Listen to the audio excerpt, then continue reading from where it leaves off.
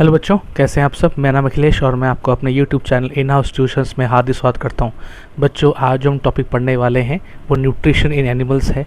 ये आपके CBSE curriculum के अंदर क्लास 7 का एक बहुत इंपॉर्टेंट टॉपिक है और आज इसका चैप्टर को हम पूरा कंप्लीट करेंगे और देखेंगे इसके अंदर रिलेटेड जो भी क्वेश्चन आंसर्स हैं उनको हम कैसे कर सकते हैं।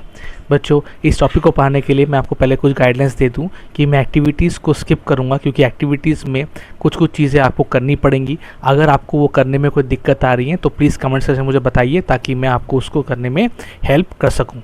इसके अलावा हम चैप्टर को लाइन बाय लाइन पढ़ेंगे और जहाँ जहाँ पे इंपॉर्टेंट क्वेश्चंस बनते हैं वो क्वेश्चंस मैं डिक्टेट करूँगा। आप वहाँ पे वीडियो को पॉज करके क्वेश्चन को उस प्लेस पे लिख लीजिएगा। जैसे फॉर एग्जांपल मैं अगर कोई क्वेश्चन बोलता हूँ इस जगह पे, तो आप इस जगह पे क्वेश्चन को मार्क कर लीजिएगा और इसका आंसर को ऐसे करके मार्क कर लीजिएगा। मैं इसका आपको एग्जाम्पल देता रहूँगा। जैसे जैसे हम क्वेश्चन को आगे बढ़ते रहेंगे, हम ऐसे ऐसे काम करते, हम ऐसे ही चलते रहेंगे आगे, ताकि आपको कोई भी दिक्कत ना हो। चलिए बच्चों, शुरू करते हैं। इससे पहले कि जो बच्चे नए आए हैं उनको रिक्वेस्ट करता हूं कि वीडियो को लाइक, सब्सक्राइब और मेरे वीडियोस को देखें और जो भी उस पर चेंजेस लगती है उन्हें प्लीज़ कमेंट में बताइए। चलिए बच्चों, शुरू करते हैं आज का वीडियो। देखिए बेटा, nutritions in animals. You have learned in chapter 1 that plants can prepare their own foods by the process of photosynthesis, but animals can not. Animals get their food from plants either directly from eating plants और indirectly by eating animals that eat plants. यानी यहाँ पे हमें जो बताया गया कि chapter 1 का जो रिकैप हम देख रहे हैं कि यहाँ पे चैप्टर 1 में हमने जो पढ़ाई की थी कि प्लांट कैसे अपना फूड को प्रिपेयर करता है, और एनिमल्स या जिन्हें हम कहते हैं जो कि खुद से अपना फूड प्रिपेयर नहीं करता, यानी हेटेरोट्रॉप्स, वो किस तरह से प्लांट के ऊपर निर्धारित होते हैं या किस तरह से उन पर पूरा निर्भर होते हैं। और animals get their food from plants either directly from eating the plants. Animals को खाना मिलता है या तो उनको डायरेक्टली वो प्लांट्स को खाते हैं, और इनडायरेक्टली बाय ईटिंग एनिमल्स, या तो वो क्या क्या करते हैं, एनिमल्स को ईट करते हैं, या जो ऐसे एनिमल्स को ईट करते हैं जो कि प्लांट खाते हैं। यानी ऑल द एंड अगर हम देखें कि यहाँ पे प्लांट्स हैं, यहाँ प्लांट्स है और यहाँ पे एनिमल्स, राइट, यहाँ पे एनिमल्स है। अगर हम प्लांट की बात करें, तो यहाँ पे जो प्लांट्स हैं वो अपना खाना खुद बनाते हैं, ओन। लेकिन यहाँ पे जो एनिमल्स हैं, या तो वो एनिमल्स को खाते हैं डायरेक्टली, या फिर वो क्या करते हैं, प्लांट्स को खाते हैं। ठीक है। और ये एनिमल्स क्या करते हैं, एनिमल्स इनडायरेक्टली प्लांट से ही खाना लेते हैं। यानी एनिमल्स को खाते हैं या फिर डायरेक्टली प्लांट को खाते हैं। चलिए बच्चों, नेक्स्ट टॉपिक में चलते हैं। यहाँ पे नेक्स्ट टॉपिक में आपको बताया गया है कि recall that all organisms include human require food for growth, repair and function of the body. बच्चों, यहाँ पे क्वेश्चन आ सकता है, इसका आंसर यहाँ से यहाँ तक अंडरलाइन कर लीजिएगा। ये बता रहा है कि हर ऑर्गेनिज्म को फूड की ज़रूरत क्यों है, क्योंकि यहाँ पे फूड में ग्रोथ, रिपेयर और फंक्शनिंग ऑफ द बॉडी होती है। तो हमें यहाँ क्वेश्चन पूछ सकता है why all organisms need food. बच्चों, ये एग्जांपल मैं दे रहा हूँ कि जहाँ मैं क्वेश्चन बना रहा हूँ, आप इस क्वेश्चन को यहाँ पे कहीं भी पॉइंट करके लिख लीजिए आपके बुक में, ताकि आपको ये क्वेश्चन किस तरह से आ सकता है उसका एक रेफरेंस मिलता रहे और आंसर्स भी यहाँ पे आपको मिलती रहेंगी।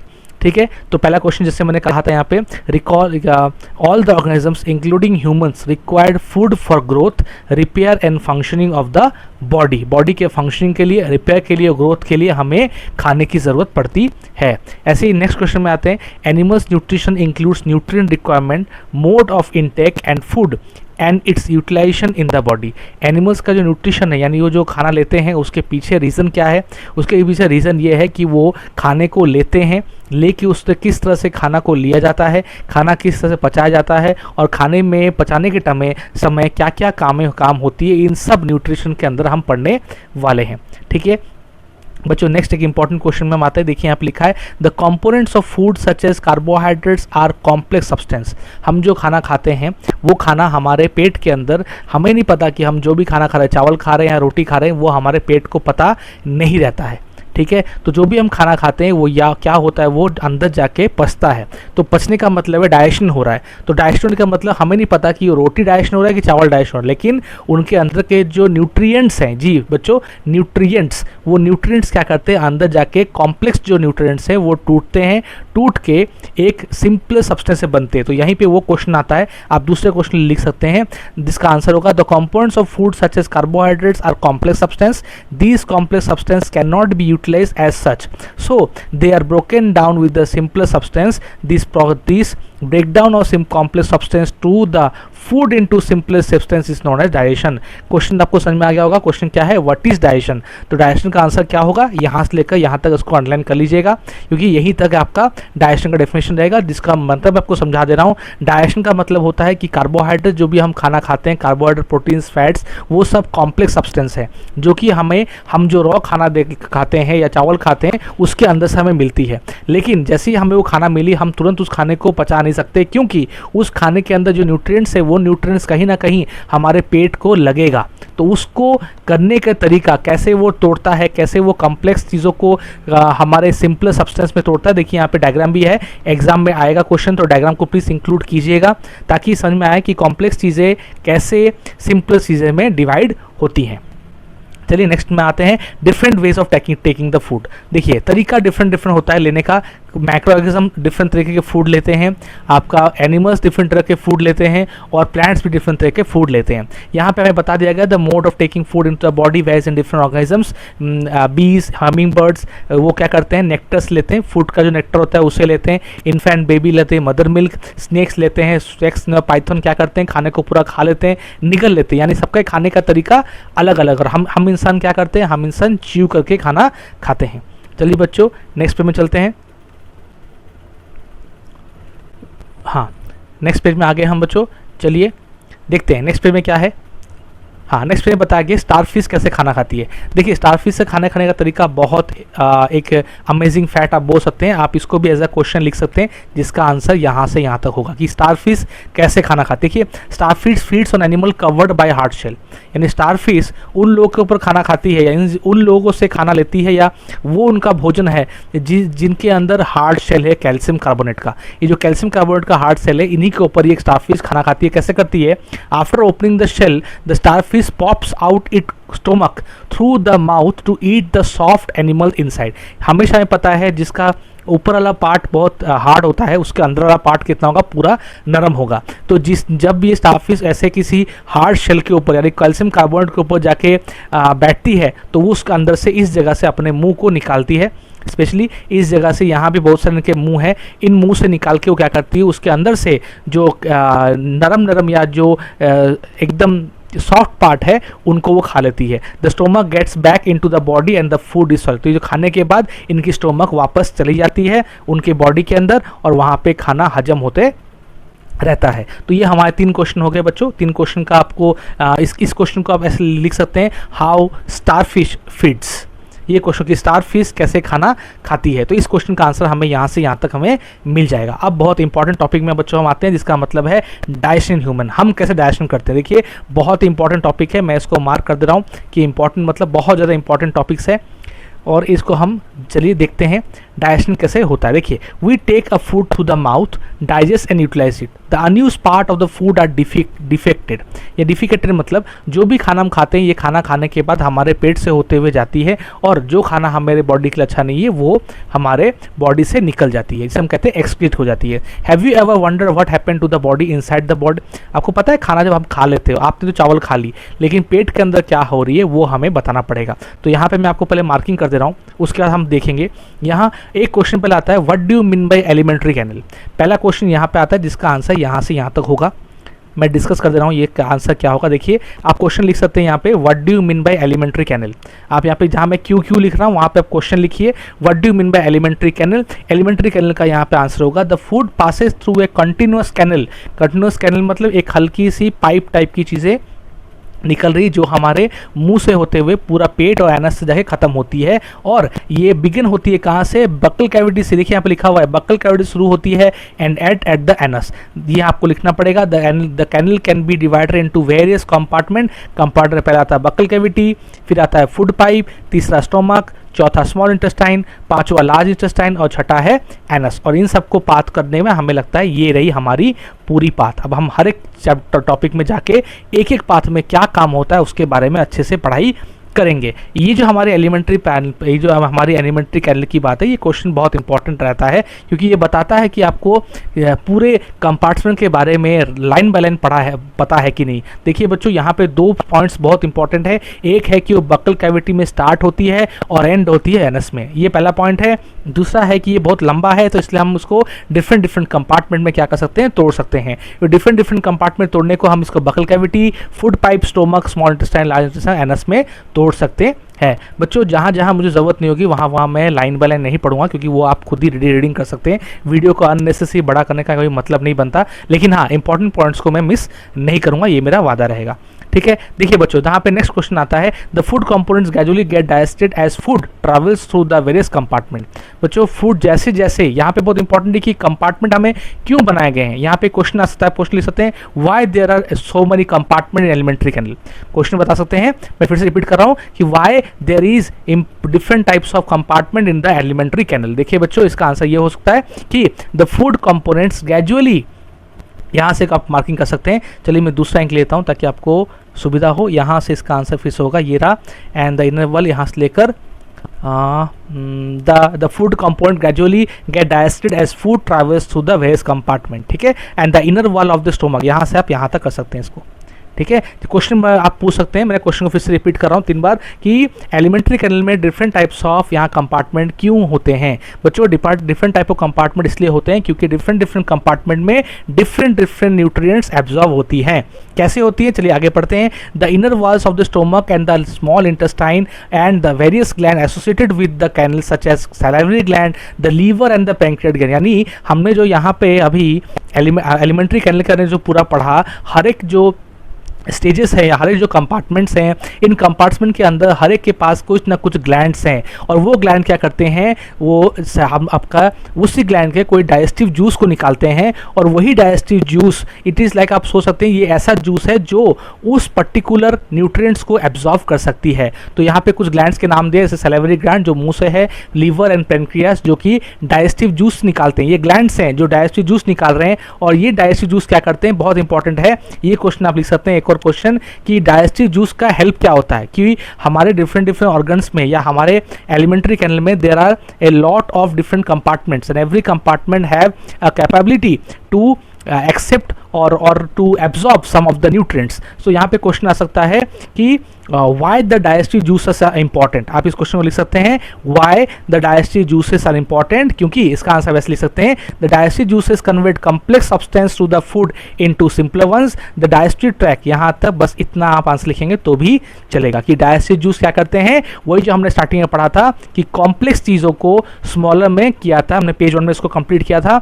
ये डाइजेस्टिव जूस, ग्लैंड तो अपना काम करे, लेकिन ग्लैंड के अंदर पर्टिकुलर कोई जूसेस हैं, और वही जूस क्या करती है, ये स्पेसिफिक डाइजेस्टिव जूस वही काम करती है कि हमारे बॉडी के अंदर से वो इंपॉर्टेंट जो खाना हम खाते हैं उसको वो एब्जॉर्व करती है, और एब्जॉर्व ग्लैंड नहीं करती, ग्लैंड से निकली हुई हर एक जो जूस है वो अपनी एक डाइजेस्टिव जूस निकालती है, और वो जूस क्या करती है, खाने के अंदर से हमारी proteins, carbohydrate, fats, minerals, vitamins को एब्जॉर्व कर लेती है। कैसे करती है हम आगे पढ़ेंगे, लेकिन अभी के लिए इतना थोड़ा ध्यान में रखिए। The digestive tract and the associated gland together constitute what is, question तो ऐसे बन गया कि what is then digestive system. तो डाइजेस्टिव सिस्टम यानी हमारा एलिमेंट्री कैनल जो कंपार्टमेंट डिवाइड किया हुआ है 6 कंपार्टमेंट में, उसके अलावा ये हमारे जो डाइजेस्टिव जूसेस हैं या फिर इनके साथ जो ग्लैंड्स हैं जो ये डाइजेस्टिव जूस को निकालते हैं, इन सब को मिला के हम क्या करते हैं, डाइजेस्टिव सिस्टम कहते हैं। तो डाइजेस्टिव सिस्टम अगर आपका आंसर छोटा आया, अगर स्मॉल मार्क्स का, यानी मान लीजिए आपका क्वेश्चन अगर 1 मार्क्स का है तो आप यहाँ से यहाँ तक लिख सकते हैं, और अगर क्वेश्चन आपका 3 मार्क्स या उससे ज़्यादा आया तो आप क्या कर सकते हैं, यहाँ पे पहले एलिमेंट्री कैनल को थोड़ा डिस्कस कर लेंगे, उसके बाद यहाँ पे डाइजेस्टिव जूस कहाँ से निकलते हैं इसको पर डिस्कस कर लेंगे, यानी जो मैं 2 क्वेश्चन पहले आपको बताया उनको इंक्लूड कर लेंगे, और आपका 3 मार्क्स के लिए आप आंसर को थोड़ा बड़ा कर सकते हैं।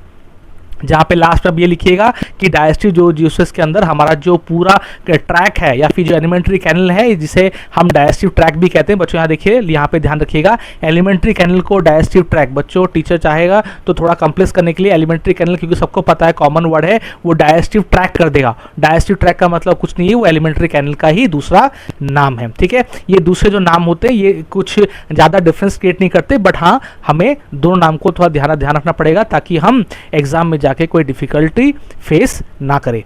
चलिए बच्चों, मैंने बता दिया क्वेश्चन अगर 1 मार्क्स का है तो कैसे लिख सकते हैं, क्वेश्चन अगर 3 मार्क्स का है तो कैसे करेंगे। अब हम आते हैं हर एक, हमने जो 6 टॉपिक्स पढ़ा है कि कहाँ कहाँ पे क्या काम होता है, हम चीज़ों को पढ़ेंगे। मैं मार्कर का कलर चेंज कर रहा हूँ ताकि आपको कोई दिक्कत ना हो। चलिए पढ़ते हैं हमारा next topic, mouth and the buccal cavity. देखिए, mouth and the buccal cavity, food is taken into the mouth through the food mouth. हम जो खाना खाते हैं ये क्या होता है, हमारे जो खाना हम लेते हैं ये खाना इमीडिएट हमारे माउथ से ही जाता है। हम खाना हमेशा मुख से ही खाते हैं। The process of taking food into the, ये जो प्रोसेस है, आप इसका आंसर बता दे रहा हूँ यहाँ पे। देखिए, the process of taking food into, ये जो प्रोसेस है खाना लेने का, ये जो प्रोसेस है खाने का, the process of taking food into the body is called ingestion. ये जो बॉडी में लेते हैं हम खाने को, इसी को हम क्या कहते हैं, इंजेशन कहते हैं। इंजेक्शन कहते हैं। इंजेक्शन का मतलब क्या है, इंजेक्शन ही बच्चों, इंजेशन। हाँ, इंजेक्शन का मतलब होता है खाने को लेना। तो व्हाट इज इंजेक्शन, आप यहाँ से यहाँ तक उसको मार्क कर सकते हैं कि खाना हमारे मुख से जो लेने का तरीका है उसे हम कहते हैं इंजेशन। ठीक है बच्चों, एक इंपॉर्टेंट चीज़ यहाँ पे क्वेश्चन ले सकते हैं, आता है कभी कोई क्वेश्चन, बट जानने के लिए बहुत इंपॉर्टेंट है। इस टॉपिक को पढ़ाने का उद्देश्य मेरा यही है कि इसके अंदर से जो भी पॉसिबल्स क्वेश्चन रहेंगे उन सब क्वेश्चन को मैं डिस्कस कर दूंगा, ताकि आप लास्ट में जब देखिएगा एक्सरसाइज क्वेश्चन ऑटोमेटिक डिस्कस हो चुके होंगे, क्योंकि हम चैप्टर के अंदर से सारे इंपॉर्टेंट क्वेश्चन को मार्क कर चुके हैं। Do you remember about following the teeth. अब यहाँ पे बहुत इंपॉर्टेंट टॉपिक है कि मिल्क टीथ किसे कहा जाता है और परमानेंट टीथ किसे कहा जाता है। देखिए बच्चों, 6 से 8 साल, याद रखिएगा, 6 से 8 होता है मिल्क। यहाँ पे एक बार दांत क्या होते हैं, ब्रोक करते हैं, टूटते हैं। आप इस तरह से याद रखिएगा, ब्रोक होते हैं। ये 6 से 8 महीने में आपका जो दूध के दांत होते हैं, जिसे हम कहते हैं मिल्क टीथ, ये टूट जाते हैं, ये ब्रोक हो जाते हैं। उसके बाद जो आता है उसे हम कहते हैं परमानेंट टीथ। और ये परमानेंट टीथ आपके बुढ़ापे तक, जब तक आपका दांत सड़ नहीं जाता या दांत खराब नहीं हो जाता, तब तक ये आपके पास रहते हैं। याद रखिएगा, मिल्क टीथ का यह उम्र है 6 to 8 मंथ तक। सारे बच्चों का, अगर आप भी ऐसे पढ़ाई कर रहे हैं तो आपको पता है 6 से 8 साल की उम्र में या मैक्सिमम 9 साल की उम्र में आपका दूध के दांत गिर चुके थे, दांत हिलते थे, दांत टूट चुके थे, और अभी जो दांत आए ये आपके बुढ़ापे तक आपके साथ रहेंगे। सो आप आराम से खाते पीते रहिए। चलिए नेक्स्ट पढ़ते हैं। चलिए मैं थोड़ा इसको इंक को चेंज कर लूँ पहले थोड़ा सा।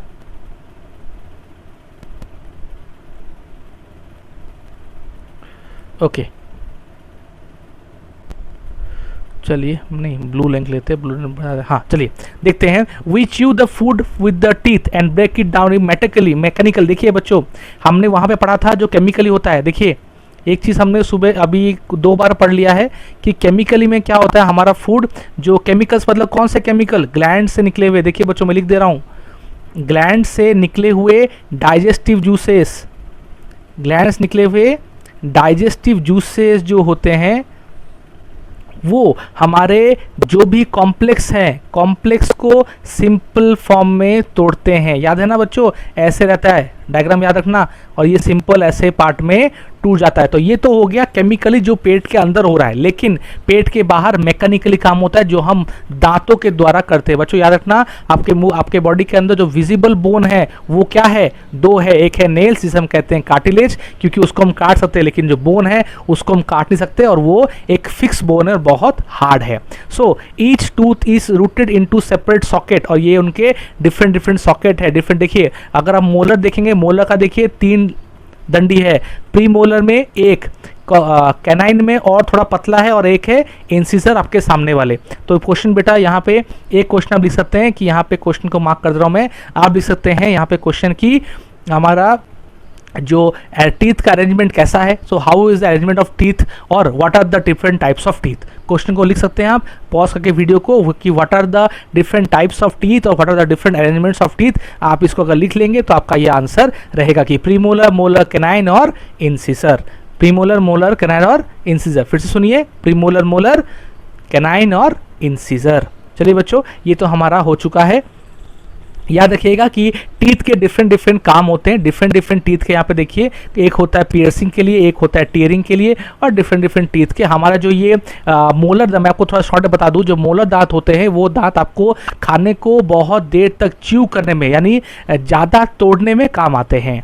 आपके जो प्री मोलर है ये दोनों का काम करते हैं, कैनाइन का काम भी करते हैं और मोलर का काम भी करते हैं। कैसे, मोनाइन जब प्री मोलर जब खाना ज़्यादा होता है तो मोलर दांत हमारे पास कम होते हैं, 2 या 4 होते हैं, तो प्री मोलर भी उसको तोड़ने में काम करता है। लेकिन कभी कभी हमारे पास जब कैनाइन दांत या हमें जब कुछ चीज़ फाड़ना होता है, टेयर करना होता है, तो सबसे ज़्यादा हमारे लिए कैनाइन दांतों का यूज़ किया जाता है। और कैनाइन के साथ हमारा प्री मोलर भी कभी कभी किसी चीज़ को फाड़ने में, या जैसे हम बोल सकते हैं कोई चीज़ को टीयर करने में, पियर्स करने में हमारा ये हेल्प करता है। और आपको पता है इंसिजर तो सामने की तरफ होता है। इंसिजर किस काम में आते हैं? जो कोई पियर्स नहीं करना होता है, बट उनको बस एक चीज़ को तोड़ना हो। जैसे गाय वगैरह में सब कुछ, गाय वगैरह में क्या होते हैं? सिर्फ इंसिजर होते हैं और मोलर्स होते हैं।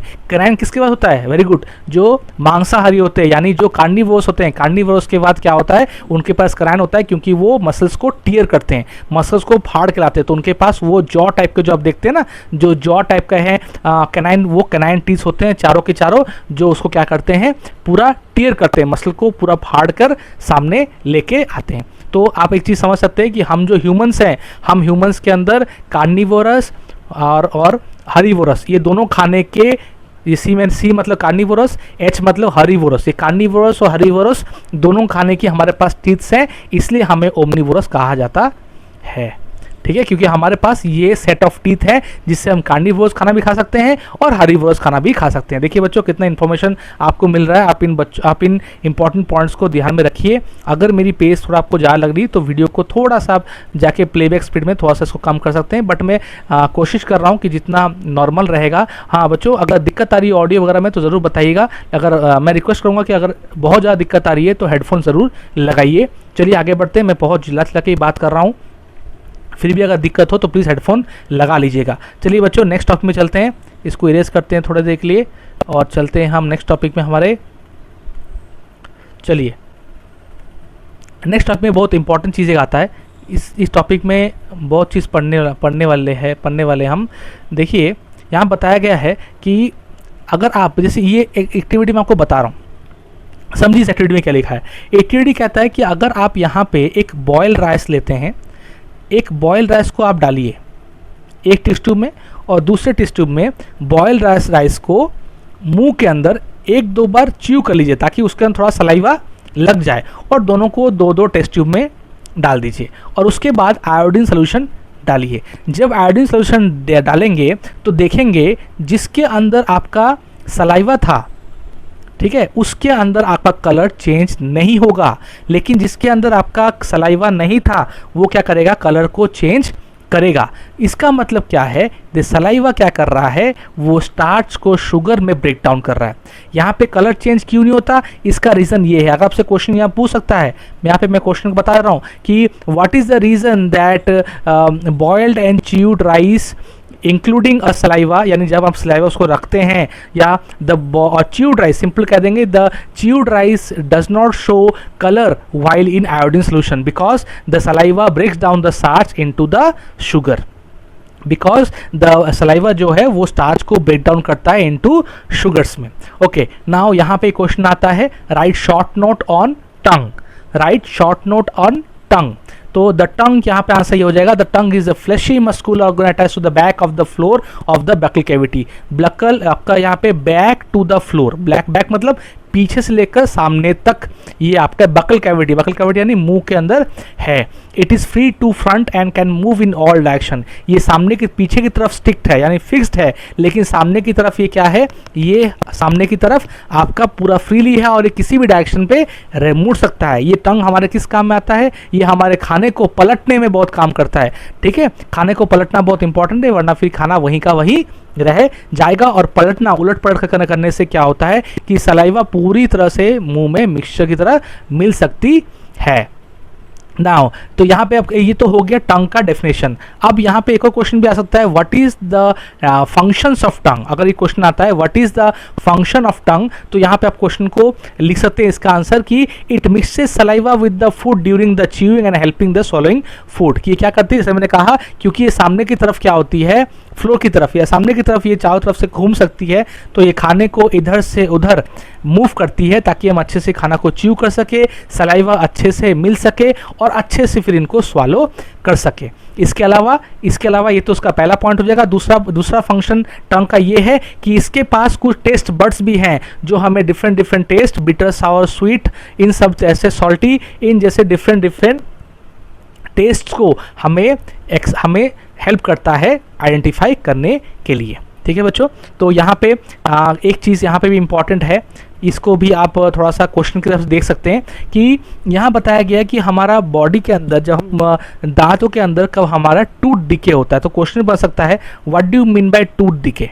तो देखो बच्चों, normally bacteria are present in our mouth. हमारे माउथ के अंदर हमेशा कभी ना कभी बैक्टीरियाज तो होती हैं, क्योंकि हम बात करते हैं तो बैक्टीरियाज अंदर जाती है। लेकिन बात यह है कि ये हमारे लिए उतना हार्मफुल नहीं है, क्योंकि ये बात करते का नॉर्मल जाए। लेकिन कहाँ डेंजरस बढ़ती है, जहाँ पे खाना हमने मान लो खाना खाया है और मुंह नहीं धोया, तो जो खाना हमारे दांतों के बीच में अटका पड़ा है या जो अच्छे से अंदर नहीं गया या दांतों के बीच में फंस गया है, वो जो बैक्टीरियाज है उनको वहाँ रहने की जगह मिल जाती है। वो चाहते हैं कि हम यहीं पे रहेंगे और खाना खाएंगे, क्योंकि हमें यहाँ पे बचा हुआ खाना मिल चुका है। तो तभी क्या होता है, ये हार्मफुल बैक्टीरियाज करते हैं वहाँ पे रह जाते हैं, क्योंकि नॉर्मली वो आए चले गए क्योंकि उनको मुंह में कोई खाना नहीं मिला। लेकिन कोई भी खाने का टुकड़ा अगर बच जाए तो वो क्या करेगा, ऑटोमेटिकली वहाँ पे अपने आप को बढ़ाने के लिए फिर लग जाएगा। दिस बैक्टीरिया क्या करते हैं, ये बैक्टीरिया क्या करते हैं, ये जो शुगर है खाने के अंदर, क्योंकि जो काम पेट को करना था ये अभी पेट नहीं कर रही है, हमारे दांतों में फंसी हुई जो खाना है उसी खाने को ये लोग क्या करते हैं, ब्रेक करते हैं। ये बैक्टीरियाज ब्रेक करते हैं और उन्हें breaks present from the left food and release acid. अब वो एसिड को निकालते हैं, और जैसे ही वो एसिड को निकालते हैं तो वो हमारे टीथ को डैमेज करती है। बहुत इंपॉर्टेंट टॉपिक्स है बच्चों यहाँ पे, कि यहाँ पे आप इस तरह से याद रखिए कि जो बैक्टीरिया है, बैक्टीरिया गलत हो गया, बैक्टीरिया का स्पेलिंग, हाँ बैक्टीरिया, हाँ तो जो बैक्टीरिया, इसको ऐसे याद रखिए कि हमारे पास जो बैक्टीरिया है वो बैक्टीरिया हमारा लेफ्ट ओवर फूड जो कहाँ पे है, लेफ्ट ओवर फूड हमारे टीथ के अंदर फंसा हुआ जो है उसको क्या करती है, ब्रेक डाउन करती है। क्या करती है, ब्रेक डाउन करती है। और इसी ब्रेक डाउन के बाद वो जो एसिड निकालती है, क्यों एसिड निकालती है, क्योंकि वो ग्लूकोज शुगर्स में कन्वर्ट करती है, राइट, शुगर्स में कन्वर्ट करती है। इसको जो ब्रेक डाउन मतलब ये लेफ्ट ओवर फूड को ये क्या कर रही है, इस लेफ्ट ओवर फूड को शुगर में कन्वर्ट कर रही है, तभी ये एसिड से क्या होता है, हमारा टूथ जो डिके होता है। तो व्हाट इज टूथ डिके का आंसर आपको शायद लगभग पता चल चुका है, यही आपका क्वेश्चन का आंसर है। लेकिन यहाँ पे क्वेश्चन खत्म नहीं होती, एक और क्वेश्चन आ जाता है कि it is not treated in time the cost. अच्छा, यहाँ पे एक और चीज़ बताया जाता है कि कौन कौन से खाने में ज़्यादा टूथ डिके होते हैं। मैक्सिमम खाना जो शुगर रिलेटेड है, यानी जो चीनी या फिर चॉकलेट्स जो जल्दी ज़्यादा अट्रैक्ट करते हैं बैक्टीरिया को, वो ज़्यादा यहाँ पर हमारे मुंह में बैक्टीरिया को उत्पन्न कर सकते हैं, उनको बढ़ा कर सकते हैं और उससे हमारा टूथ डिके भी करवा सकते हैं। तो इसका रीज़न क्या है कि टूथ डिके के बचने के लिए, तो what are the necessary measures we can take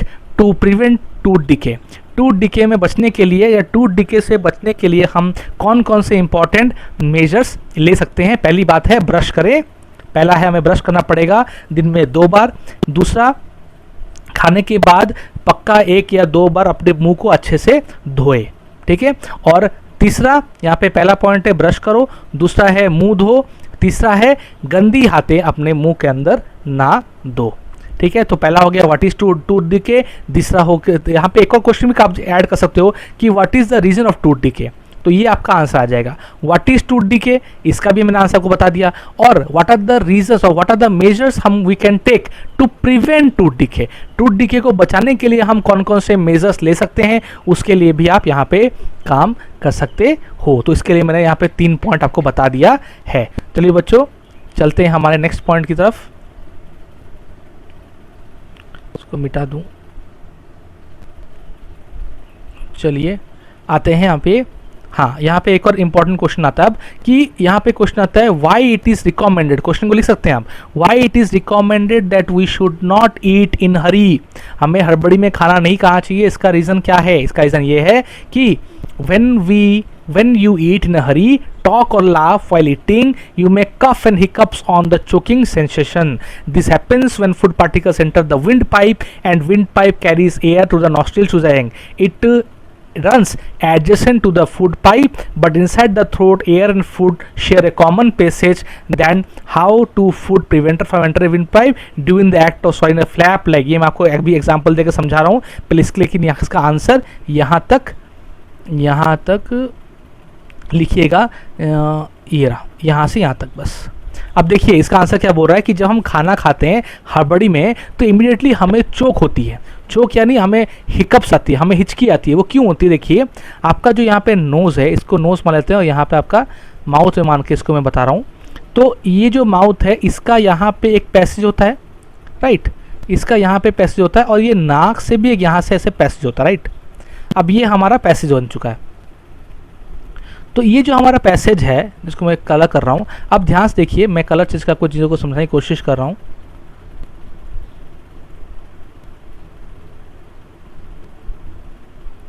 हाँ देखिए, जब आप सांस लेते हो तो सांस को इसके अंदर ही जाना है, और आप जब खाना खाते हो तब भी इसको जाना है। अब देखिए क्या होता है, इस जगह पे एक और कलर लेता हूँ। हाँ, इस जगह पे स्पेशली इस जगह पे आपका एक, इसको मैं अगर जूम इन करूँ तो ये कुछ इस तरह से बन रहा है ना, इस तरह से बन रहा है। ये आपका नोज़ वाला पार्ट और ये आपका माउथ वाला पार्ट। इस जगह पे क्या हो रहा है, एक फ्लैप है। इस फ्लैप को ये कहा जा रहा है वल्ब क्लोज। ये फ्लैप क्या करती है, जब सांस लेते हैं तो ये फ्लैप इस तरह मुड़ जाती है ताकि ये मुंह से आने वाले रास्ता को बंद कर दे, और जब खाना खा रहे हैं तो ये इस रास्ते को बंद कर देती है। लेकिन जब आप बात करते करते खाना खाते हैं तो क्या होती है, खाने के साथ सांस भी अंदर जाती है। तो जब सांस अंदर जाती है, जो खाना जाती है, वो खाना क्या होती है, आपके ये जो खाना है तुरंत क्या करती है, आपके पेट में ना जाके डायरेक्टली आपके विंड पाइप में घुस जाती है। क्यों? खाना खाते हुए आपने जो खाना खाया तो सांस भी अपने अंदर लिया, तो ये जो फ्लैप है, ये फ्लैप कंफ्यूज हो गया।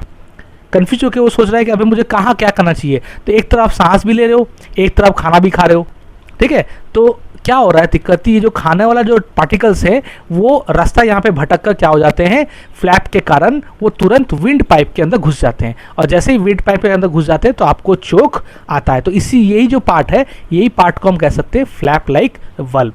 आशा करता हूँ कि आपको समझ में आया कि ये फ्लैप लाइक वल्ब क्या है। तो यहीं पे लिखा है closes the passage of wind pipe and guides the food to the food pipe. यहीं पे यही आपका विंड पाइप भी है और यही आपका फूड पाइप है। जब मुंह बंद हो जाता है तब ये वाला पाइप बन जाता है विंड पाइप, और जब नाक बंद हो जाता है तो वो बन जाता है फूड पाइप। फूड पाइप और विंड पाइप डिपेंड करता है किसके ऊपर, ये फ्लैप लाइक वल्ब के ऊपर, ठीक है। जो वल्ब एक तरफ का, एक जब सांस लेते हो तो मुंह वाला बंद करता है, और वो कहाँ पे जाता है, लंग्स में जाता है, और जब आप खाना खाते हो तो वो सांस वाली जगह को बंद कर देता है ताकि खाना आपके स्टोमक तक जा सके। ठीक है बच्चों, नेक्स्ट टॉपिक को आते हैं, देखते हैं।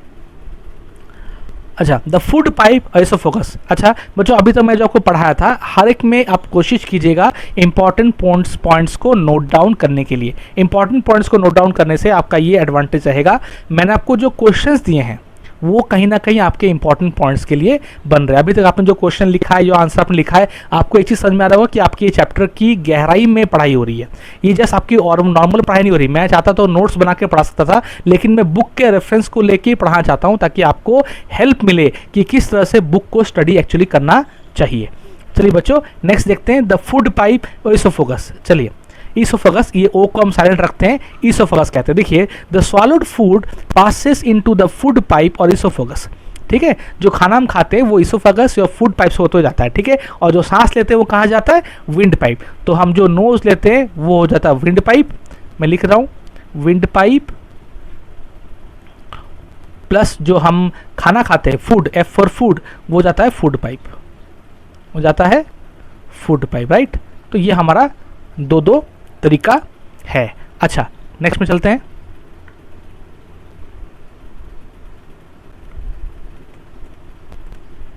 चलिए इसको इरेज कर देते हैं और हम लेते हैं दूसरा कलर। चलिए, हाँ, अच्छा, अब हमारा जो खाना है वो कहाँ से जाता है, हमारा फूड पाइप होता है। हमारा जो ईसोफेगस है वो नेक से शुरू होता है, यानी माउथ के बकल कैविटी के बाद से शुरू होता है, और चेस्ट से होते हुए ये हमारा स्टोमक तक पहुँचता है, राइट। लेकिन यहाँ पे इंपॉर्टेंट क्वेश्चन यहाँ पे है कि food is pushed down by the movement of wall in food pipe. ये बहुत इंपॉर्टेंट है। काफ़ी बच्चों को वो चीज़ डाउट रहती है कि हम जब खाना खाते हैं तो शायद हमारा जो फूड पाइप है ना वो पूरा ऐसा है कि आप खाना खाए और धप से नीचे गिर गया, लेकिन बच्चों ऐसा है नहीं। क्योंकि अगर खाना खाने पर धप से पेट के अंदर गिरता, कम से कम डिस्टेंस तो कुछ है गले से लेकर पूरा पेट तक, तो आपको साउंड सुनाई देता और आपको एक अजीब सी फीलिंग होती कि धपक से कुछ चीज़ आपके नीचे गई। लेकिन ऐसा होता नहीं। क्यों बच्चों? ये जो फूड पाइप है, ध्यान सुनिएगा, ये food pipe it is not a food pipe जहाँ पे ऐसे वैकेंट स्पेस है, बल्कि ये फूड पाइप ऐसे है, पूरा यहाँ पे मुंह है, ये पूरी ऐसी लगी हुई है। यस, इनके बीच में बच्चों कोई भी स्पेस नहीं है। जब खाना आती है तो ये खाना जैसे अंदर आती है, ये मसल्स कॉन्ट्रैक्ट करते हैं और रिलीज करते हैं। ये मसल्स कॉन्ट्रैक्ट करेंगे, यानी ये दोनों दबाएंगे तो ये नीचे आएगी। देखिए, आप इसको ऐसे ही समझ सकते हैं।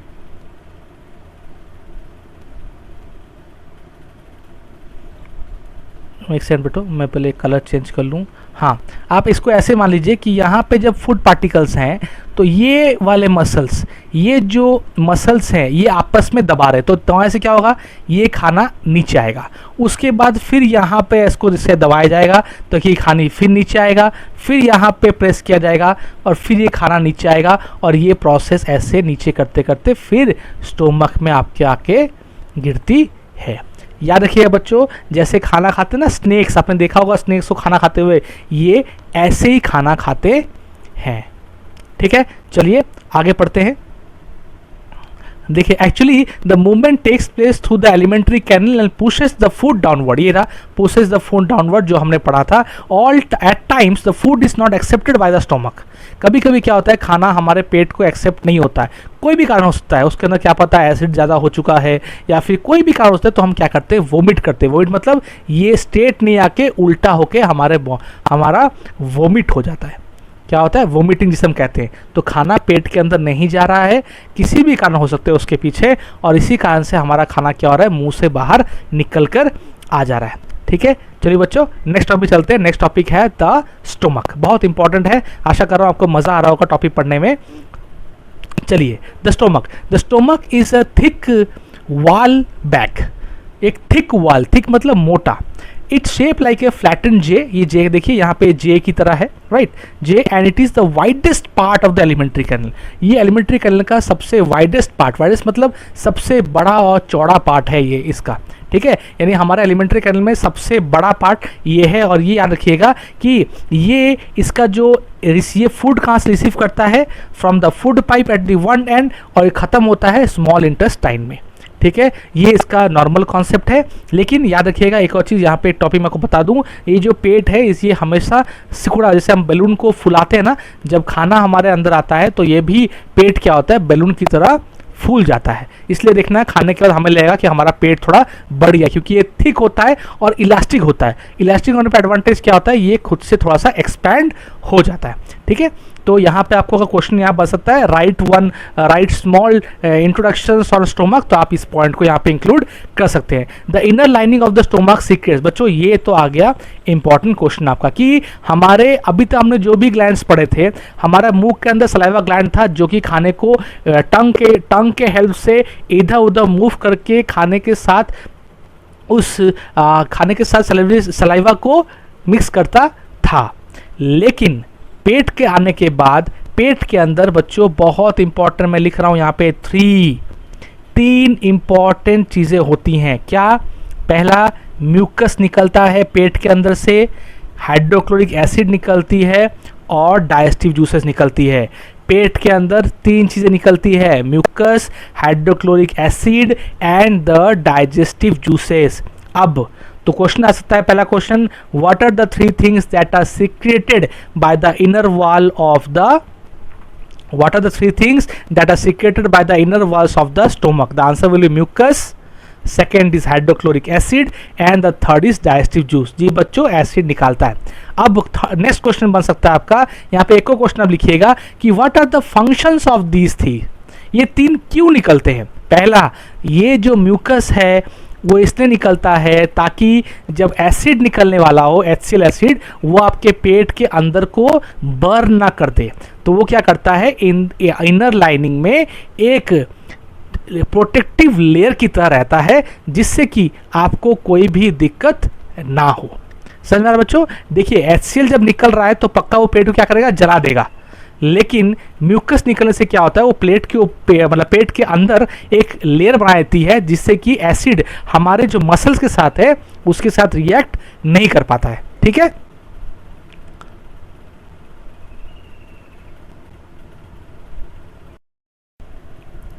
अब आती है बात, हाँ बच्चों, अब आती है बात कि यहाँ पे तो पहली बात आ गई कि म्यूकस ने अपना काम कर दिया, उसने एचसीएल को काम करवाने के लिए या एचसीएल का निकालने से पहले एक प्रोटेक्शन लेयर लगा दिया पेट के चारों तरफ, ताकि कोई भी मतलब कोई भी एसिड से हमारे पेट के अंदर कोई भी हार्म या जलन ना हो।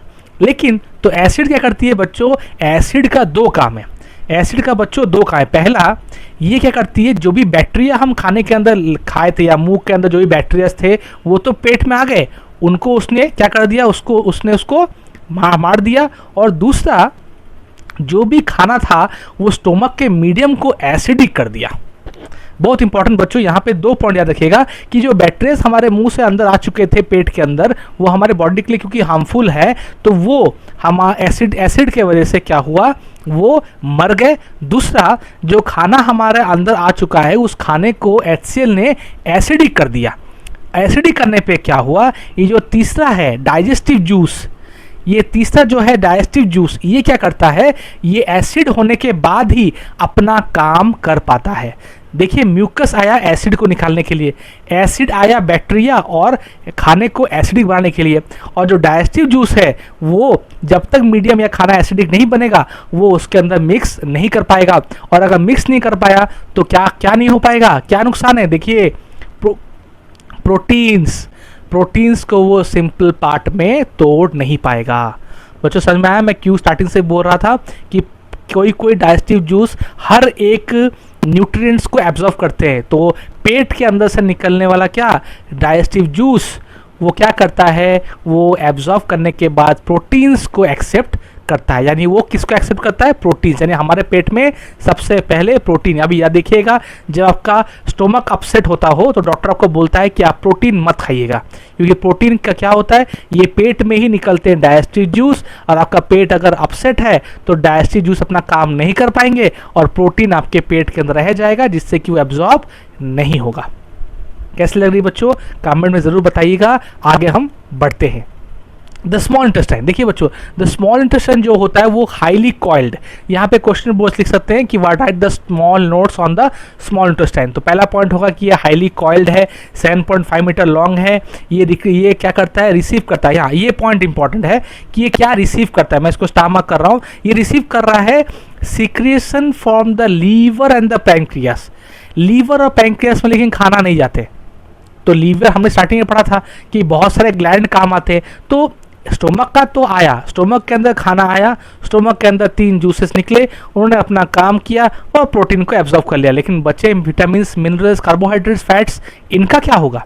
तो ये तो लीवर से होते हुए नहीं आते, ना ही पैंक्रियास से होते हुए आते हैं। तो क्या होते हैं, जब ये खाना हमारा पेट से होने के बाद, प्रोटीन का एब्जॉर्ब होने के बाद जब स्मॉल इंटेस्टाइन में आता है, तो स्मॉल इंटेस्टाइन के स्टार्टिंग में ही पिट्यूटरी ग्लैंड के द्वारा ऑर्डर किया जाता है आपके लीवर को और पैंक्रियास को कि आप अपना डाइजेस्टिव जूस को निकालें और हेल्प करें स्मॉल इंटेस्टाइन में खाने को एब्जॉर्ब करने के लिए। देखिए क्या लिखा होता है, liver, the liver is the reddish brown gland situated at the upper part of the abdomen. यहीं से ये होता है हमारा लार्जेस्ट ग्लैंड, यही इसके अंदर क्या है, बाइल जूस निकलता है। जो डाइजेस्टिव जूस है किसका, लीवर का, वो कहाँ से निकलता है, बाइल जूस। याद रखिएगा, स्टोमक का डाइजेस्टिव जूस का कोई नाम यहाँ तक आपके बुक में दिया हुआ नहीं है, लेकिन लीवर का दिया है। जो जूस निकलता है लीवर, वो क्या है, बाइल जूस। और यही बाइल जूस क्या करती है, यही बाइल जूस निकलती है, निकलने के बाद इमीडिएट नहीं, वो एक सैक मतलब एक छोटे से जगह पे वो रहती है। आप ऊपर वाले फोटो में देख सकते हैं, वहाँ पे एक सैक दिखाया गया है। मैं ऊपर अभी नहीं जा रहा हूँ, आप खुद ये पेज को पलट के देख सकते हैं। उसे हम कहते हैं गॉल ब्लैडर। तो गॉल ब्लैडर क्या है, गॉल ब्लैडर वो जगह है जहाँ पे लीवर से निकली हुई जो डाइजेस्टिव जूस है, जिसे हम कहते हैं बाइल जूस, वो वहाँ पर स्टोर रहती है। ठीक है बच्चों, वो वहाँ पे स्टोर रहती है। द बाइल, अब ये बाइल जूस ही है जो स्मॉल इंटेस्टाइन में निकल कर फैट्स को डाइजेस्ट करती है। तो हमारा दो काम हो चुका है, प्रोटीन्स ऊपर डाइजेस्ट हो चुके थे पेट के डाइजेस्टिव जूस से, और फैट हमारा हो चुका है डाइजेशन में किसके द्वारा, हमारा गॉल ब्लैडर से निकले, यानी गॉल ब्लैडर में जो था हम लोग का बाइल जूस, लीवर से निकला हुआ डाइजेस्टिव जूस का नाम है बाइल जूस, जो रहता है गॉल ब्लैडर के अंदर, वो फैट को डिसॉल्व करने में हेल्प करता है या एब्जॉर्व करने में हेल्प करता है। बच्चे नेक्स्ट, अब द पैंक्रियास की बात आती है। देखो बच्चों, लीवर और पैंक्रियास L+P दोनों ही लेकिन स्मॉल इंटेस्टाइन में ही काम करते हैं, क्योंकि लीवर के अंदर से वह खाना नहीं जाता और पैंक्रियास से होते हुए भी खाना नहीं जाता, इसलिए स्मॉल इंटेस्टाइन में इन दोनों का खाना, इन दोनों का काम हो जाता है। The pancreas is the large cream colour gland located just below the stomach. The pancreatic juice, pancreas निकलने वाले डाइजेस्टिव जूस का नाम क्या है, पैंक्रियाटिक जूस। ये सब स्मॉल इंपॉर्टेंट चीज़ों को मैं अंडरलाइन कर रहा हूँ ताकि आपको इसको पढ़ने में बहुत मजा आए। तो इसको याद रखिएगा, ये पैंक्रियाटिक जूस एक्ट्स ऑन कार्बो, अब ये तीनों के ऊपर काम करता है। ये मजेदार चीज़ है। पैंक्रियास क्या करता है, कोई सिंपल के ऊपर नहीं, ऊपर जो खाना बच चुके थे, आप पूछोगे कि सर ऊपर तो प्रोटीन्स में क्या हुआ था, ऊपर तो प्रोटीन्स हमारे जो डाइजेस्टिव जूस है स्टोमक का, उसने उसको तोड़ दिया था। हाँ बच्चों, तोड़ा था, सही बात है। आपका लीवर ने भी बाइल जूस के द्वारा उसको फैट्स को तोड़ा था, लेकिन पैंक्रियास और भी उसको तोड़ता है। इतना तोड़ना पड़ता है बच्चों जितने कि एक पर्टिकुलर ऑर्गन, मैं बार बार बता रहा हूँ, एक पर्टिकुलर ऑर्गन उसको एब्जॉर्व कर सके। पढ़ेंगे इसके बाद, और टॉपिक ही वही है कि वो पर्टिकुलर ऑर्गन कौन सी है। तो ये जो हमारा पैंक्रियास है वो तीनों को तोड़ता है, ठीक है। हमारा स्टोमक का जो डाइजेस्टिव जूस है वो सिर्फ प्रोटीन्स को तोड़ पाता है, लीवर से निकला हुआ बाइल जूस हमारा सिर्फ फैट्स को तोड़ पाता है, लेकिन जो पैंक्रियास निकलने वाले पैंक्रियाटिक जूस है वो तीनों को तोड़ सकता है, जिसे हम कहते हैं कार्बोहाइड्रेट, फैट्स और प्रोटीन्स। चलिए नेक्स्ट टॉपिक में चलते हैं। इसको पहले मैं थोड़ा मिटा दूं।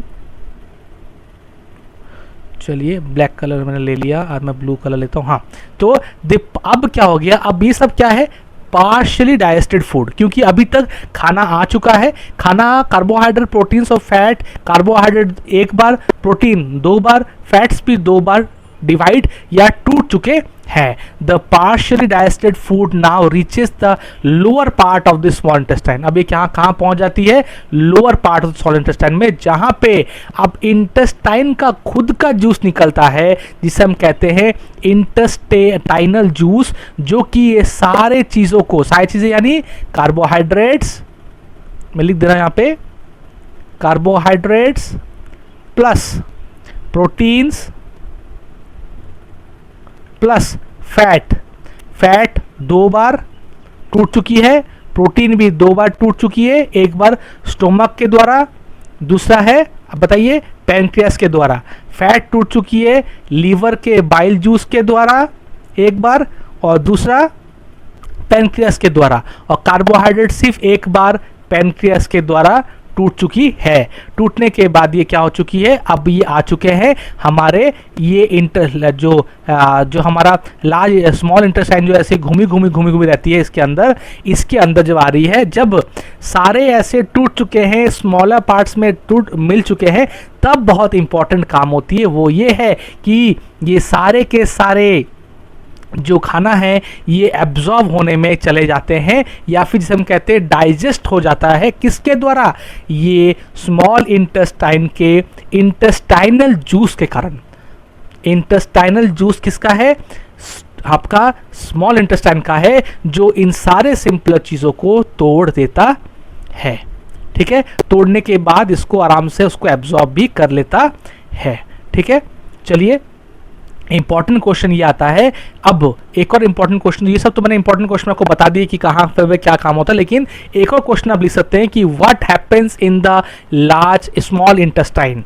तो आपको बाइल जूस के बारे में लिखना पड़ेगा, पैंक्रियास के बारे में लिखना पड़ेगा, प्रोटीन कैसे टूटती है वो लिखना पड़ेगा, फैट्स कैसे टूटती है वो लिखना पड़ेगा, पैंक्रियास तीनों चीज़ को कैसे तोड़ता है वो लिखना पड़ेगा, और एट द एंड आपको इंटेस्टाइनल जो जूस है, यानी स्मॉल इंटेस्टाइन का जो मेन जूस है वो कैसे चीज़ों को तोड़ता है, इनके बारे में भी आपको लिखना पड़ेगा, ठीक है। अब लास्ट क्वेश्चन यहाँ पे एक और है कि ये जो टूटने के बाद, लार्ज इंटेस्टाइन में निकलने के बाद कार्बोहाइड्रेट, प्रोटीन और फैट्स कौन से फॉर्म में रहते हैं, क्योंकि वो सिंपल पार्ट में टूट चुके हैं। तो क्योंकि ये सिंपल पार्ट में टूट चुके हैं तो अब कार्बोहाइड्रेट, प्रोटीन और फैट्स तीनों कौन से तरीके से रहेंगे, यानी वो कैसे रहेंगे। इसका आंसर ये है कि carbohydrate get broken into simpler sugar जैसा ग्लूकोज, फैट होता है fatty acid and glycerol, and protein होता है एमिनो एसिड। यानी स्मॉल इंटेस्टाइन निकलने के बाद ये सारे कार्बोहाइड्रेट, प्रोटीन और फैट्स इन तीनों में डिवाइड हो चुके होते हैं, यानी कन्वर्ट हो चुके होते हैं with the help of above stomach, liver, pancreas, intestinal juice, इन सब के जूस को मिलने के बाद। आशा करता हूँ बच्चों यहाँ तक आपको बहुत अच्छे समझ में आई है। आगे पढ़ते हैं। Absorption of the small intestine. Absorption बहुत इंपॉर्टेंट है। एब्जॉर्प्शन देखिए, डाइजेशन ऑफ द फूड, अब तो यहाँ तो हो गया कि सब पार्ट डाइजेस्ट हो गया, राइट, खाना सब कुछ बढ़ चुका है, लेकिन अभी तक आप ध्यान से देखिए खाना, लेकिन अभी तक पेट और स्मॉल इंटेस्टाइन के अंदर ही है। खाना दूसरे पार्ट में टूट तो चुका है, लेकिन यहाँ पे एक चीज़ है, खाना अभी तक दूसरे ऑर्गन तक पहुँचा नहीं है। तो अब आती है बात एब्जॉर्प्शन की। टूटने तक की बात खत्म, एमिनो एसिड बन गया, ग्लिसरॉल बन गया, ग्लूकोज बन चुका है, प्रोटीन्स बन चुका है और एमिनो एसिड में कन्वर्ट हो चुका है। अब बात आती है एब्जॉर्प्शन की। देखिए बच्चों, जब खाना टूट जाता है तो ये अब लार्ज इंटेस्टाइन में स्मॉल इंटेस्टाइन में ये क्या होता है, हमारा जूस निकलना, हमारा जो स्मॉल इंटेस्टाइन है वहीं पे एकदम लास्ट की तरफ, मतलब लार्ज इंटेस्टाइन और स्मॉल, देखिए स्मॉल इंटेस्टाइन ने इंटेस्टाइन जूस निकालने का उसने उसको डिफरेंट पार्ट में तोड़ा, जैसे जैसे कार्बोहाइड्रेट को ग्लूकोज में, फैट्स को एमिनो एसिड और फैटी एसिड और ग्लिसरॉल में, और प्रोटीन्स को एमिनो एसिड में तोड़ दिया। लेकिन अब एब्जॉर्ब भी यही करेगा, लेकिन जस्ट जैसे ही वो लार्ज इंटेस्टाइन में घुसने वाला है उसके पहले ही क्या होगा, देखिए the large food can now be pass to the blood vessels to the wall of intestine, this process called absorption. जब ये वाल से होते हुए आगे जाती है तो वाल के अंदर ही वो एब्जॉर्ब करती है। कैसे करती है, देखिए वाल के अंदर, अगर ये आपका वाल है लार्ज इंटेस्टाइन का, तो यहाँ पे ऐसे डिफरेंट छोटे छोटे फिंगर लाइक स्ट्रक्चर्स हैं। ये फिंगर स्ट्रक्चर में क्या करते हैं, ये फिंगर स्ट्रक्चर पूरे बॉडी में इस तरह से है, इसे हम कहते हैं विली। ये कहते हैं विली। ये विली क्या कहता है, ये विली क्या होता है, ये विली इंक्रीज करता है द सरफेस एरिया ऑफ जशन। इसके मुंह के अंदर छोटा छोटा छेद है जो क्या करती है, ये जो एमिनो एसिड, ये जो ग्लूकोज, ये जो फैटी एसिड, ये जो आपका ग्लिसरॉल, ये सारे को इसके अंदर से एब्जॉर्ब कर लेती है। और ईच व्हीलस, और ये जो ईच व्हीलस है, विली मतलब कलेक्शन कहते हैं, और एक को कहते हैं व्हीलस। सिंगुलर है व्हीलस, VILLUS, और प्लूरल है विली, VILLI। याद रखिएगा, ठीक है। इस व्हीलस के पास एक नेटवर्क होता है, इसके यहाँ पे ना different types of blood vessels निकले हुए हैं, डिफरेंट ब्लड वेसल्स, हर एक के अंदर से बहुत ज़्यादा ब्लड वेसल्स। और ये ब्लड वेसल्स क्या करते हैं, इंक्रीज करते हैं सरफेस एरिया को, ताकि ये जो सरफेस एरिया इंक्रीज होने पे क्या हुआ, जो फूड हो वो एब्जॉर्ब हो जाए व्हीलस के द्वारा, और करेक्शन में विली के द्वारा। दे एब्जॉर्ब सब्सटेंस, अब क्या करते हैं, ट्रांसपोर्ट करते हैं ब्लड वेसल्स के द्वारा different organs of the body, और different organs of the body में पहुँचने के बाद, क्योंकि हमने जब खाना खाया था वो था कॉम्प्लेक्स ऑब्जेक्ट, वो अभी डिफरेंट डाइजेस्टिव जूस से क्या बन गया, सिंपल ऑब्जेक्ट। अब विली ने उसको एब्जॉर्ब कर लिया और डिफरेंट ऑर्गन से भेज दिया। अब डिफरेंट ऑर्गन्स खाने का लेके क्या करती है, वो लाइक कॉम्प्लेक्स चीज़ों में डेवलप करती है, या उसको ऐसे यूज़ करती है, जो भी ऑर्गन्स का काम है वो इन्हीं एनर्जी को अपने हिसाब से कॉम्प्लेक्स चीज़ों में ट्रांसफ़र करती है। यानी हम बोल सकते हैं कि कॉम्प्लेक्स आई, वो सिंपल हुई, सिंपल एब्जॉर्ब हुई, एब्जॉर्ब होने के बाद ऑर्गन्स में गई, ऑर्गन से फिर वो क्या हो गई, कॉम्प्लेक्स में बनी, और ये कॉम्प्लेक्स हर एक ऑर्गन्स का इंडी पार्ट है। ये कॉम्प्लेक्स हमारा फूड था, ये कॉम्प्लेक्स हमारा फूड था, और ये कॉम्प्लेक्स हमारा क्या है, हमारा जो ऑर्गन्स का खुद के काम करने के लिए वो जो भी कॉम्प्लेक्स में उसे तोड़ते या बनाते हैं, इसी फूड को हमने कहा था डाइजेशन, और इसे कहते हैं एसिमिलेशन। तो व्हाट इज एसिमिलेशन? एसिमिलेशन वो है कि जब विली सरफेस एरिया इंक्रीज करने के बाद अपने वेन से सारे फूड्स को डिफरेंट ऑर्गन में पहुंचा देती है। क्या पहुंचाती है? वो पहुंचाती है सिंपल पार्टिकल्स को या सिंपल फूड पार्टिकल्स को। वही चीज़ को क्या होती है, इमीडिएट आपके बॉडी को वही चीज़ आपके बॉडी में अब डिफरेंट ऑर्गन्स के पहुंचने के बाद ऑर्गन्स उस सिंपल चीज़ को कॉम्प्लेक्स पार्ट में डिवाइड कर देती है। ठीक है, अब इन द सेल यहाँ पे क्वेश्चन आ सकता है व्हाट इज एसिमिलेशन, तो सिंपल है, what is villi, what is absorption, ये सब चीज़ें भी इसके अंदर इंक्लूड हो ही गई हैं, आप ज़रूर इनको नोट डाउन कर चुके होंगे। नेक्स्ट देखते हैं, okay, in the cell glucose. अब देखिए, अब जैसे ही ऑर्गन्स के यहाँ चला गया, अभी मैंने आपको बताया कि ऑर्गन्स के यहाँ चला गया, तो यहाँ पे क्वेश्चन आ गया कि ऑर्गन एसिमिलेशन तो हो गया, ऑर्गन्स के पास तो चला गया, अब ये ऑर्गन्स क्या कर रहे हैं, ऑर्गन्स के अंदर जो सेल है वो ग्लूकोज को ब्रेक डाउन करते हैं, ग्लूकोज को ब्रेक डाउन करते हैं with the help of oxygen into carbohydrate dioxide and water. इसी को हम कहते थे एरोबिक रेस्पिरेशन, आपने पढ़ा होगा। एरोबिक रेस्पिरेशन वो रेस्पिरेशन जो कि हमारे फूड पार्टिकल्स को कॉम्प्लेक्स में divide, complex banana with the help of oxygen, ताकि कार्बन डाइऑक्साइड और वाटर आपको मिल जाए। इससे क्या होती है, एनर्जी रिलीज होती है। तो हम लोग यहीं पे इसको ऐसे लिख सकते हैं कि जो सिंपल फूड पार्टिकल्स आया वो ऑर्गन्स में गया, इस ऑर्गन्स में कुछ सेल्स हैं, ये सेल इस खाने को लिए with the help of oxygen, इसने इसको कन्वर्ट किया ताकि CO2 और वाटर निकल जाए, और CO2 वाटर निकल के बाद हमारे पास एनर्जी आ जाए। ठीक है, ये सिंपल इक्वेशन, आप इसको इस तरह से भी याद रख सकते हैं। चलिए, तो अब the food that remains undigested, अब सब कुछ होने के बाद जो हमारा खाना अभी भी जो जिसमें कुछ भी नहीं बचा है, ना कोई न्यूट्रिएंट्स है, ना कोई उसके अंदर डाइटरी वैल्यूज है, प्रोटीन्स, कार्बोहाइड्रेट कुछ भी नहीं है, वो चले जाता है लार्ज इंटेस्टाइन के अंदर। चलिए,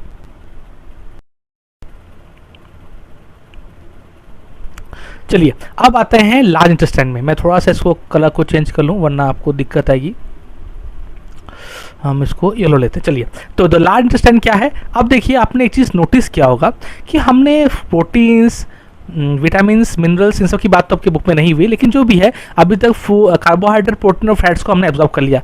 आपने एक चीज़ नोटिस नहीं किया, खाना खाने के बाद हम लोग पानी ही पीते हैं। अरे वो पानी कौन एब्जॉर्व करता है, देखिए यहाँ पे लिखा है स्मॉल इंटेस्टाइन का पहले लेंथ तो होता है 1.5 मीटर। अब इसका फंक्शन क्या है, एब्जॉर्व करना वाटर को and some salts from the undigested, जो खाना आ चुकी है अनडाइजेस्ट होके, उनमें से कुछ कुछ चीज़ें ऐसे भी है जिसको हम डाइजेस्ट कर सकते हैं, यानी पानी और कुछ सॉल्ट्स। ये कहाँ पे एब्जॉर्व होती है, लार्ज इंटेस्टाइन में। और उसके बाद जो बची हुई हमारी खाने का ये है जिसे हम कहते हैं सेमी सॉलिड फीसेस, वो जाके हमारे एनस में जाके जमा होती है, और उसके बाद हम इजेशन यानी हम उसको वेस्ट की तरह बाहर निकाल देते हैं। तो ये आपके बॉडी का, आपका एलिमेंट्री कैनल या फिर रेस्पिरेटरी ट्रैक कह लीजिए, या फिर डाइजेस्टिव ट्रैक कह लीजिए, सॉरी माफ़ कीजिएगा, रेस्पिरेटरी ट्रैक नहीं, डाइजेस्टिव ट्रैक कह लीजिए। कैसे कौन सा डाइजेस्टिव जूस काम करता है, पैंक्रियास जूस का काम क्या है, लीवर कब काम करता है, पैंक्रियास कब काम करता है, इंटेस्टिनल जूस का काम है, फिर हमारा विली का काम करता है, एब्जॉर्ब कहाँ पे होता है, वाटर कहाँ एब्जॉर्ब होता है, लार्ज इंटेस्टाइन क्या करता है, स्मॉल इंटेस्टाइन क्या करता है, इन सब के बारे में हमने बहुत अच्छे डिटेल्स में पढ़ाई कर ली। ठीक है बच्चों, अब आते हैं, हमने ह्यूमंस के बारे में बात तो कर दी, अब हम बात करने वाले हैं कि ग्रास ईटिंग एनिमल्स, जो हम लोग घास खाते से, कैटल बोल लो, बफेलो बोल लो, काव बोल लो, डियर बोल लो, ज़ेब्रा बोल लो, इन सब लोग के अंदर क्या ऐसी खूबी है जो ह्यूमंस के अंदर नहीं है। चलिए आगे पढ़ते। Have you observed cows, buffaloes and other grass-eating animals chewing continuously even without eating? उन्होंने खाना खा लेते हैं तो क्या होता है, वो बाद में बैठ के च्यू करते हैं। आप देखे होंगे उनके मुंह में बहुत फेना दिखता होगा आपको, लाइक झाग जिसे हम कहते हैं। और वो खाने के बाद, इमीडिएट खाना खाने के बाद आप देखेंगे जबकि कोई अभी कोई गाय घास खा रहा होगा, वो तुरंत खाता है, मतलब वहाँ पे च्यू नहीं करता, लेकिन बाद में जब वो आराम से बैठता है, रिलैक्स होता है, तब वो च्यू करता है। तो क्या होता है एक्चुअली में, अगर आप देखें नेक्स्ट टॉप में देखते हैं, ये देखिए यहाँ पे मैं इसको पहले थोड़ा सा मिटा दूँ, क्लियर कर दे रहा हूँ, और यहाँ पे मैं दूसरा कलर लेके आपको, हाँ, ग्रीन कर देता हूँ। देखिए जब भी ऐसे खाना इनटेक होता है, ये यहाँ पे रूमेन नाम का एक छोटू पेट, हम इसे कह सकते हैं, एक छोटू पेट है जहाँ पे खाना सिर्फ सलाइवा के साथ हल्का सा मिल के वहाँ पे जाके स्टोर होता है, जिसे हम कहते हैं रूमेन। ठीक है, अब यहाँ पे जो स्टोर होता है खाना, देखिए यहाँ पे ग्रास था, अब रूमेन के अंदर हल्की सी सलाइवा भी आई और घास भी आई, लेकिन अच्छी तरीके से टूटी नहीं है, तो उसे हम कहते हैं कर्ड। तो बच्चा वो ऊपर वाले क्वेश्चन में एक रूमेन को लिख लीजिएगा, what is rumen. What is rumen क्या था कि जो हम खाना खाते हैं, जो गाय लोग खाना खाते हैं, वो इमीडिएटली उसको क्या कर लेते हैं, स्वालो कर लेते हैं। स्वालो करके कहाँ पर रखते हैं, रूमेन के अंदर। स्वालो मतलब हल्की सी सलाइवा जाएगी और खाना खुद से जाएगा। वहाँ पे जो खाना रहता है उसे हम कहते हैं कर्ड। कर्ड क्यों कहते हैं, क्योंकि वो सिर्फ घास नहीं है, वो क्या है, घास के साथ सलाइवा भी है। अब क्या होता है, जब ये खाना सारा खा ली, जब रूमेन पूरा भर चुका है, अब भी चुपचाप बैठेंगे। बैठने के बाद यहाँ से थोड़ा खाना वापस मुंह में लाएंगे और लाने के बाद उसको अच्छे से फिर च्यू करेंगे। इसी च्यू करने को हम कहते हैं रूमिनेशन। ये एक और क्वेश्चन है, और जो भी ऐसे एनिमल्स है जो रूमिनेशन को प्रोसेस करते हैं उन्हें हम कहते हैं रूमिनेंट्स। एक और क्वेश्चन आ गया, व्हाट इज रूमिनेंट्स। अब मैंने आपको अभी कहा था कि कुछ कुछ ऐसे कैपेबिलिटीज़ हैं इनके पास, रूमिनेंट्स के पास, कि ह्यूमन के पास नहीं है। देखिए, एक तो है कि जो ग्रास है इसके अंदर बहुत ज़्यादा सेलुलोज होता है। समझिए चीज़ों को, ग्रास के अंदर बहुत सारा सेलुलोज होता है, और ये ग्रास अगर हम खाएंगे इतने ज़्यादा अमाउंट में, तो वैसे हम साग सब्जी जब खाते हैं तो हमें बताया जाता है, डॉक्टर कहते हैं कि आप कम खाइए, क्योंकि साग सब्जी में हाई अमाउंट ऑफ सेलुलोज होते हैं।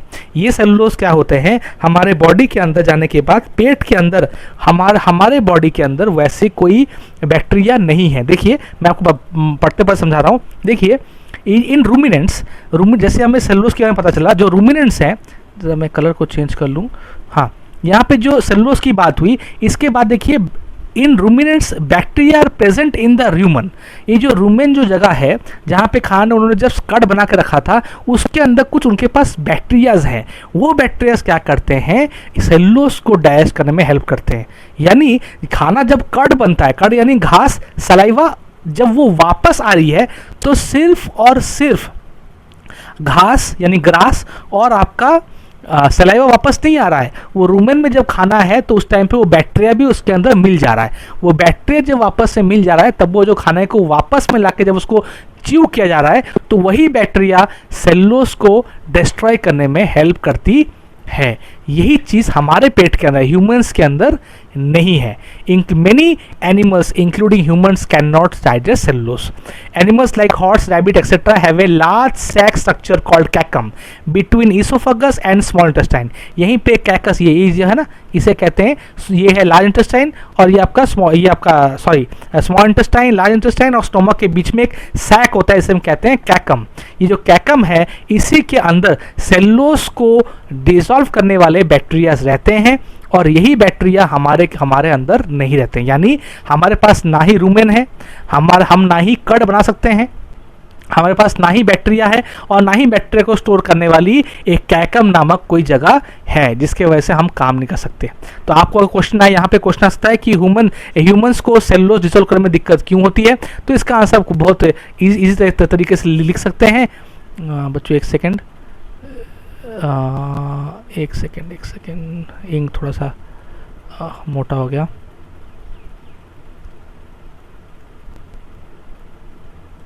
चलिए कोई बात नहीं, चलिए देखते हैं। तो यहाँ पे लिखा है कि जो सेलुलोज वगैरह हैं, तो हमारे बॉडी के अंदर ह्यूमंस इस चीज़ को क्यों नहीं खा सकते। देखिए बच्चों, ह्यूमंस इन चीज़ों को इसलिए नहीं खा सकते क्योंकि ह्यूमंस के अंदर 3 चीज़ें नहीं है। पहली बात, ह्यूमंस के अंदर ना ही रूमेन है जहाँ पे आधा खाना पचाया जा सकता है, तो दूसरा, ना ही हमारे पास कड बनाने की शक्ति है, तीसरा, ना ही कड बता CUD नॉट CURD, दही नहीं, CUD कड।